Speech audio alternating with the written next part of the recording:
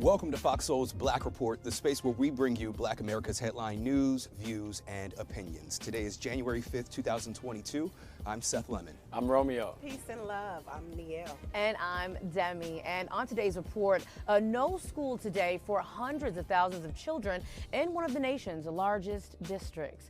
The Congressional Black Caucus names its new executive director, New York City Mayor Eric Adams. He's upset some hardworking citizens, and a new COVID-19 variant has been identified. Also, travel nightmares hit the East Coast. HBCUs received bomb threats, and Jared Carter Sr., the founding editor of HBCU Digest, is here to discuss the safety concerns. Plus, LeBron James lets us know who he wants to play with next. We have all that and so much more, and you know we're going to give it to you in our voice and in our truth. So let's get to it.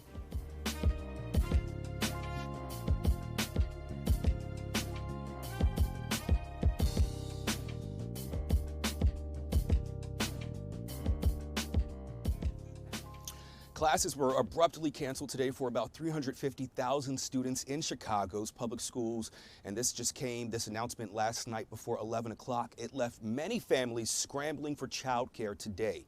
The teachers union voted to switch to remote learning due to the surge in COVID-19 cases, but the district rejected that idea. It said that doing so was, quote, disastrous for children's learning and for their mental health.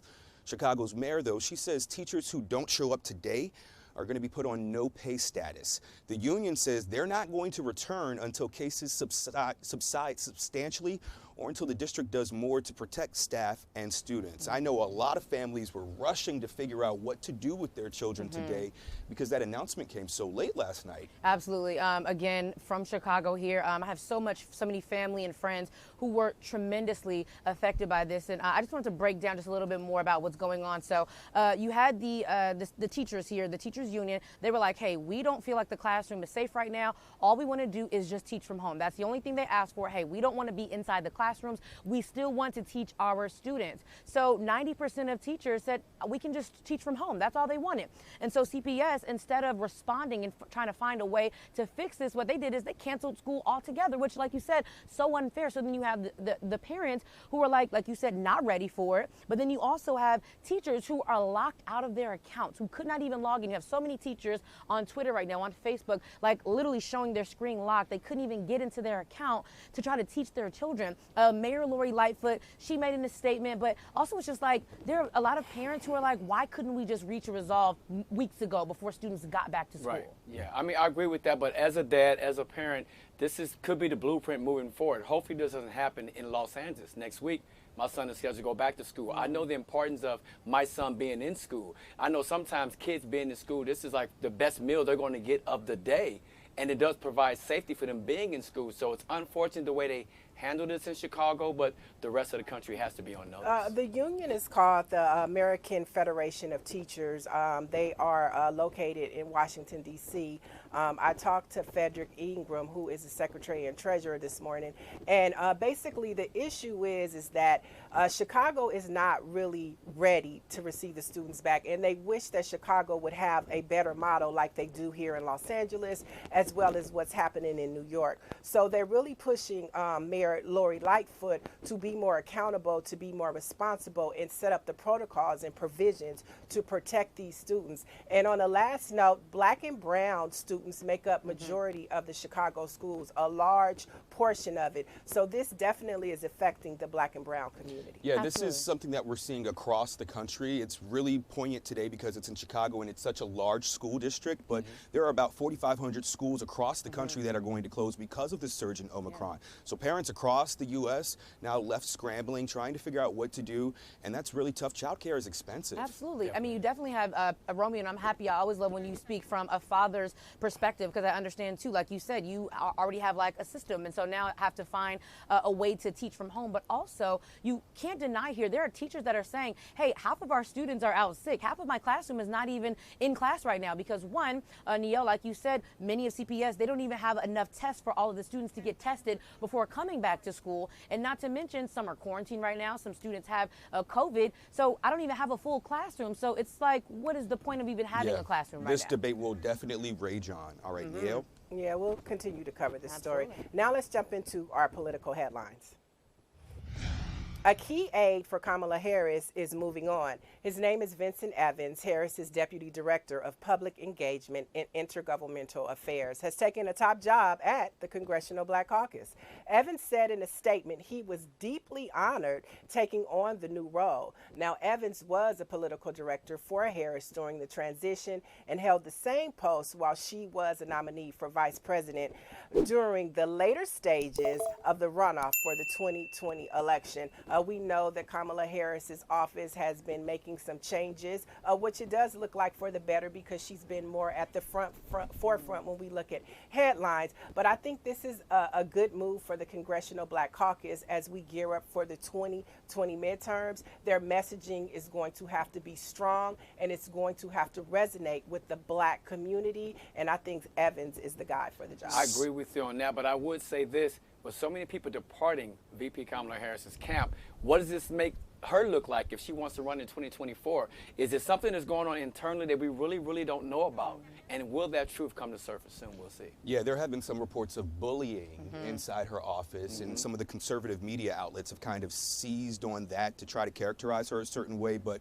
the reports all say that Evans is leaving her office on good terms, that they've got a great relationship. So he's taking on a new important role, and hopefully, you know, he'll do some great work there. You know, I just think as being a black person in his position, I would much rather work at, you know, in this position rather than working under Kamala Harris, because I feel like you can't get much done. You're kind of like stopped as, you have to stop as to how much you can get accomplished. So I think he's making a good move, and I can't wait to see what he does. And I just want to say all right, this speaking in of defense Congress, of Kamala Romeo? Harris. I just want to say this in defense to Kamala Harris. That narrative of bullying is a typical play for black women in America, and I just think that she's a strong black woman doing her job. All right, thanks, Neil. Romeo, you've got some Congress news next. Democratic Congresswoman Brenda Lawrence announced that she is retiring at the end of the year. She posted this video on Twitter. Take a look. Today, after reflecting on my journey, and oh my goodness, what a journey, and having conversations with my family, I am announcing that I will not be seeking re-election to Congress. Now, Lawrence has served as the Congresswoman from Michigan's 14th district since 2015, but the state's Independent Redistricting Commission just redrew the political maps in the state, which would move her to another district. Lawrence didn't mention that in her message, but did acknowledge it's time for a new generation to step up. Before serving in Congress, Lawrence was Southfield's first African-American mayor and worked for many years at the U.S. Postal Service. Radio host Larry Elder has announced he will not run for California governor this year. The decision comes after Elder received almost 3.5 million votes in last year's gubernatorial recall race, nearly 40% more than the next closest recall challenger. He also raised over $22 million during a campaign that lasted just 8 weeks. Rather than challenge California Governor Gavin Newsom for a second time, Elder has instead formed the Elder for America PAC, focused on helping Republicans at a local, state, and federal level. Elder says, we don't just have a state to save, we have a country to save. I hope nobody was surprised by this at all. And so what I find very interesting with him is that I feel like he gave me Kanye West vibes. He wanted to enter into the race, shake things up a little bit, make black people kind of figure out, like, decide, like, hey, should I go Republican? Should I go Democrat? And then just leave. I don't feel like he had any plan. I don't feel like he really wanted this this position at all. I think it was just, I don't know, just he's made a name for himself as a radio host over the years, so it kind of makes you question his motives for this. Were these like personal gain motives? Were you trying to raise your own profile? But I also think that he probably really did want the job. If he had won, and he probably thought he could have won last time, that he would have taken it. But he clearly didn't come close to Newsom's margin. Well, this definitely says a lot. A political action committee is what a PAC is. They basically just raise money. So he's going to go across the country, I was reading, and campaign for different elections that are taking part across the country for the midterms. And he's going to have a lot of money to decide if he wants to run for Senate, if he wants to run for Congress, which is what he's thinking of. So this is a good playbook for him to set up his next run for office. Yeah, I know where the money is supposed to go that you raise. I just want to know what really happens to all the money, to the dollars and the cents, because he raised a lot during that time. So that's a question that's on my list to be answered for sure. All right. Well, it's only been day 5 on the job for New York City Mayor Eric Adams, but his comments at a press conference Tuesday about everyday hardworking citizens, they kind of upset those very same people. Adams, he attempted to make a plea for big businesses to bring white-collar employees back to the office, warning that their rapture-like disappearance could negatively impact the overall economy. My low-skilled workers, my cooks, my dishwashers, my messengers, my shoe shine people, those who work in Dunkin' Donuts, they don't have the academic skills to sit in a corner office. They need this. We are in this together.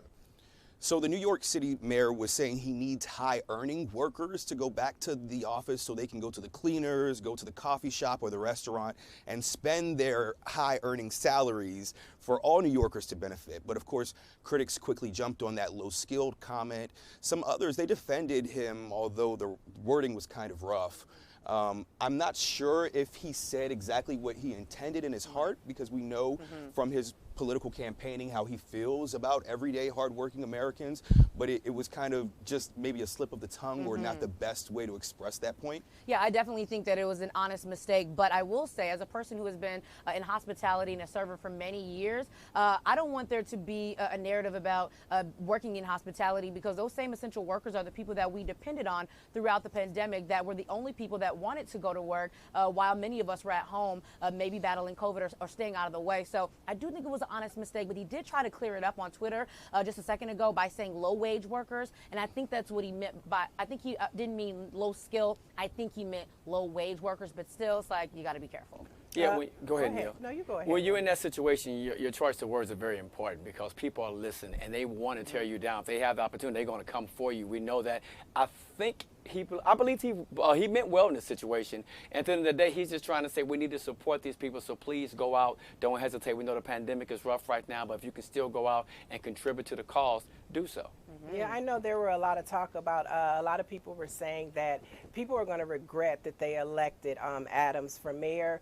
And so a lot of people were saying, see, this is what I'm talking about. I'm still on the fence. I'm giving this guy a chance, but a lot of people are not happy with him already. I mean, the Hennessy cup, the picture of the Hennessy cup with his mom on it that he held up at his inauguration, that's already a landmark moment. So he's clearly got a couple headlines this week. Yes, he does. So as new progressive leadership looks to reimagine our criminal justice system, Manhattan's new district attorney, Alvin Bragg, has unveiled a new policy to only seek prison sentences for a handful of offenses and downgrade or dismiss charges for many felony crimes. And Mayor Eric Adams, he seems to be on board with this plan.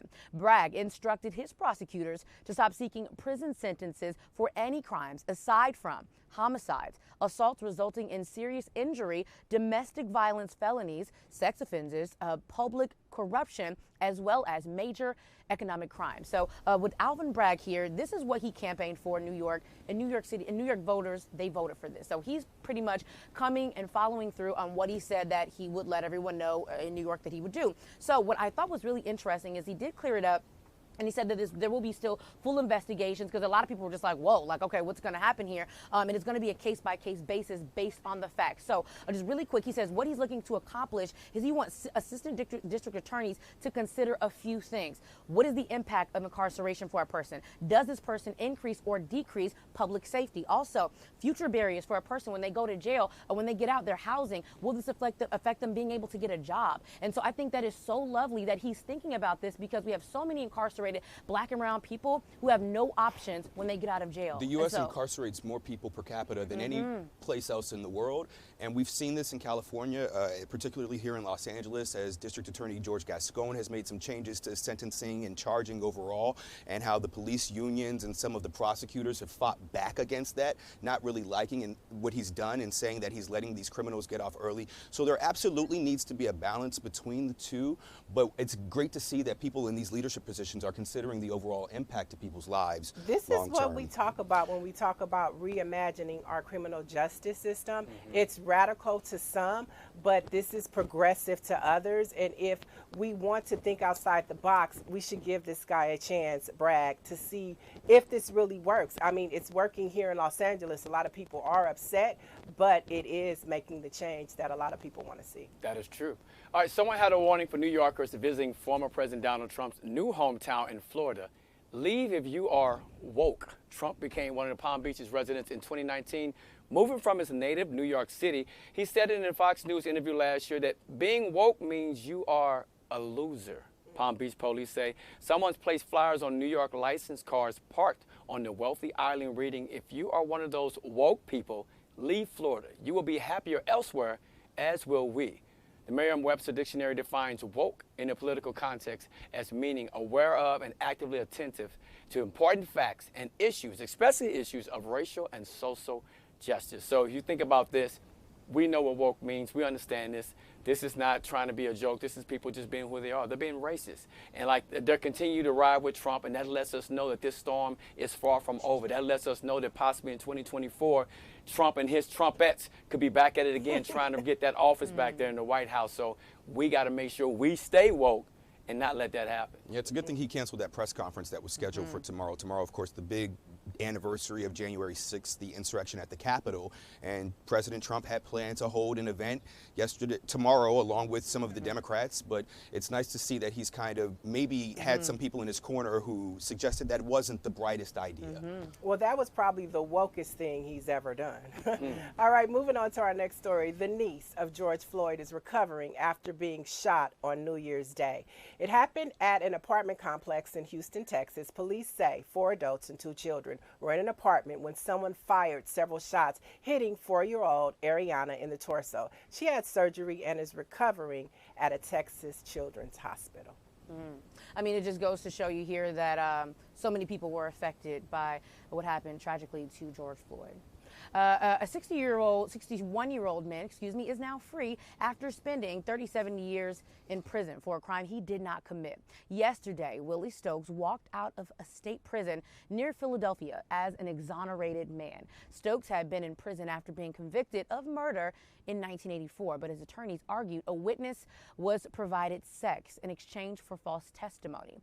A judge vacated his conviction just before Christmas. This story was extremely powerful. There's a story in the Philadelphia Inquirer, if you get a chance to read it, powerful. And it says that dozens of people claim in affidavits and testimony that there was it's called sex for lies, a term. It's a term called sex for lies that so many people have said, hey, police officers, they're doing this. Lawyers, this is real. This is really happening. So this could be a game changer. This story coming to light could be a game changer for so many people that have been pleading, hey, sex for lies is really happening. And I mean, so many more people could probably be out of jail right now. So I'm really happy this story is coming to light. The report said that the officers provided or offered sex, drugs, and a deal. I mean, to think of all the possibilities of police officers, being accused of wrongdoing these days, and to know that they were still actively doing this, if they were doing it, 4 decades ago, I'm sure it's still happening today. Absolutely. In some of these police departments. We see the gangs and whatnot that are alleged to exist within the LA County Sheriff's Department. So wrongdoing all around. Definitely.